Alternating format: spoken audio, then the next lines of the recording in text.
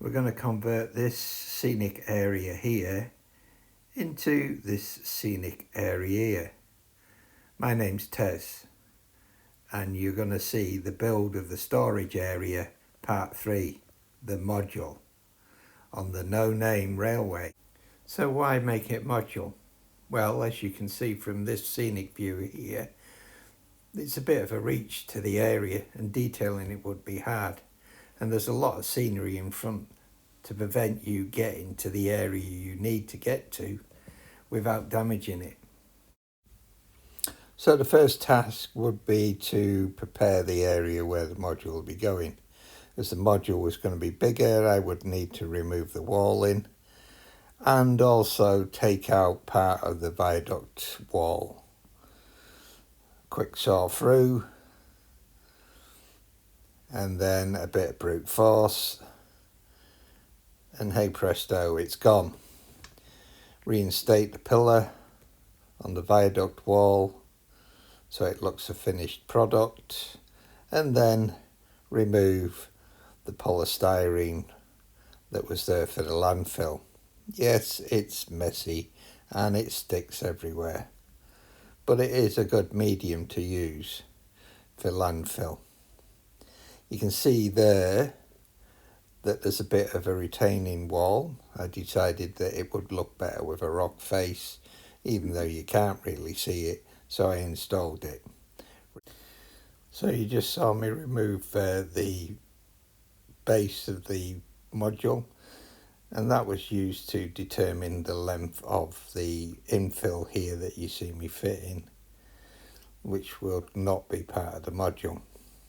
So with the timber that's going to be used as the base of the module back in place temporarily, this would now allow me to start fitting the wall back into position. Here I am using super glue just on the base of the wall and not actually to the pillar, as this section's coming out. Now to fit the final piece of the wall that goes from the wall piece to the retaining wall of the tunnel. So here you can see me placing a piece of cardboard down so I can make a template of the shape of the tunnel and the retaining wall. This is going to form the base of the module, so I need an accurate piece. Quick try, and yes. So next thing, put the wood part of the module in, and then I can mark out the curved part on the template. The base will eventually be a piece of plastic card, so it needs to be quite neat, hence using a template. A nice try. Yes, everything seems to be okay. All I need to do now is mark the edge where it butts up to the original. Quick cut, final check. Yes, all seems to be well. We can now cut out a piece of plastic card. Alright, so we'll take the template and cut it out, and here you see we've installed the plastic card to the wood base. The wood base is being used as it will be required to form the area of stability for the signal to go in. Yeah, I'm happy with that, all seems to be well. Next, fill in the land bit on either side. To ensure that I don't destroy the gap between the module and the main land, you can see I placed a piece of card in the gap between the two, and also a piece of card at the back to protect the back seam. A few rocks are added in this position, and a little bit more filler will be added just to fill any gaps that you see, or I see, I should say. With that done, a quick spray of the rocks, just so they stand out or more, and then we can lift the module away. Here you see that the tunnel and the retaining wall have been removed. Once I'm happy that I've removed all the cardboard, and it didn't stick too badly, so it came out reasonably easy, I can reinstall the module and now just blend the two areas together. You always do get a bit of a lip. It is guesswork between the two sides. Quick rub of sandpaper, yeah, a bit here, a bit there. I'm happy with it. No, not quite happy. Yeah, there. So hoover up, and that's all the dust removed. It gets everywhere, dust. A quick brush to make sure there is no dust left. With the area dusted down, I can now apply the glue to allow the installation of the scenery. I'll be using static grass and starting with 2mm. Glue all applied. Glue applied, the static grass can now be applied. 2mm at first makes a good base layer. With the 2mm grass finished and all hoovered up, I can now apply the masking tape, because the layering spray does tend to go everywhere you don't want it. So to protect everything, I did put masking tape on, and then I started with 4mm static grass to build it up.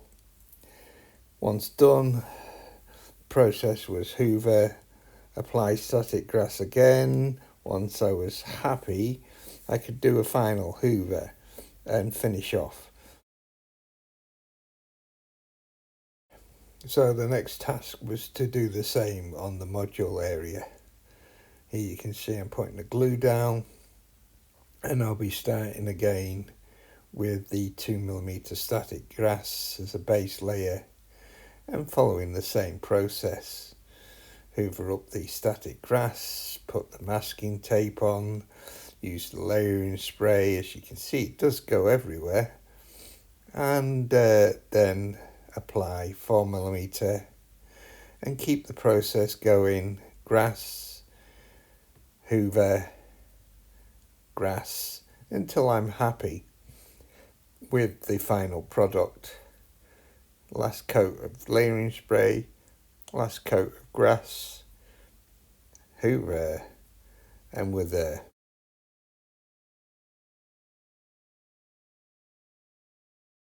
So with the hoovering done, we can remove the masking tape now that was put on to protect the surrounding scenery so it didn't get covered. First the area and then the module.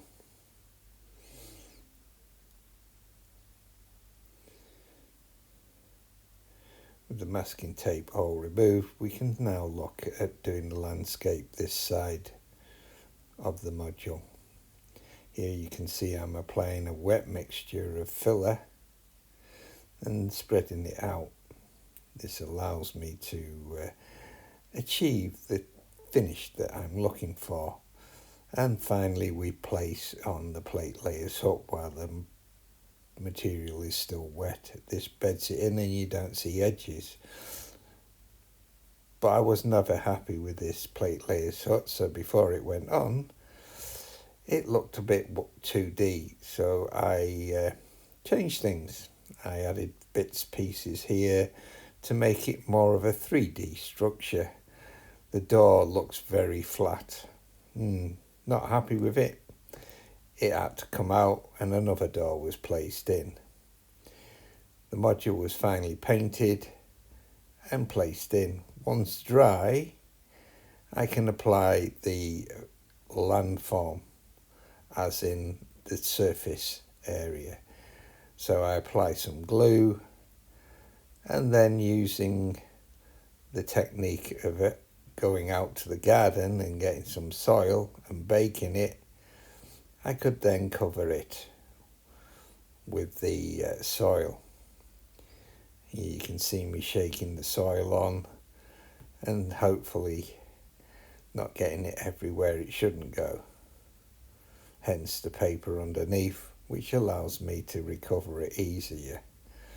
Now, we need to keep trying, so let's place it back into the scenery. Yes, the joint is there, but you can hardly tell. And now we've installed the signal. You might be saying, why have you cut it so low? Well, let's put it this way. The engine driver has to be able to see the signal. And to enable him to see it when leaving the tunnel, it had to be lowered. And since I couldn't get a low one from Dapol, this is the one that I cut the material away. As you can see here, it's quite low down, so I've made a couple of pieces of plastic that will go around it to allow it to be hidden. And now we're applying some static grass along the edges that will meet up with the tunnel mouth and the wall. Detailing next, and this is why I said do it as a module, because it is far easier doing it here than reaching over. Here you can see I've removed the signal so it doesn't get damaged. Even the tree was fitted at this stage as part of the module.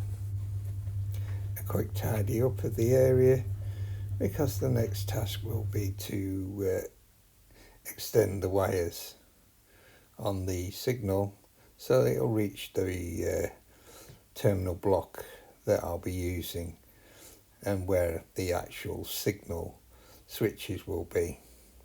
All installed.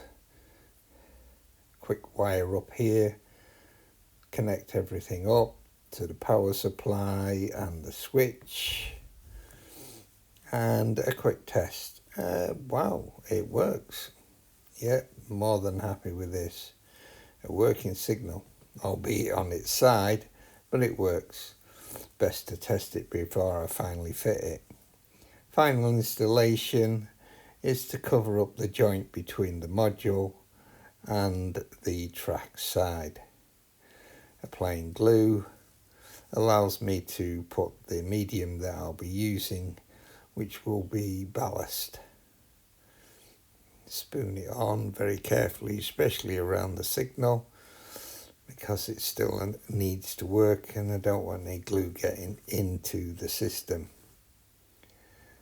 And once I've applied all this and tamped it down, the next phase will be to spray it with some water to allow the glue that I'll be putting over the top of this to soak in. And here we have the final product. Yes, a few bits were added afterwards. Well, obviously the rails had to go in once the ballasting up to the edge had been done. And the speed sign, well, it was a little bit tricky, but not too bad. Well, it's one of those jobs that I'm more than happy with.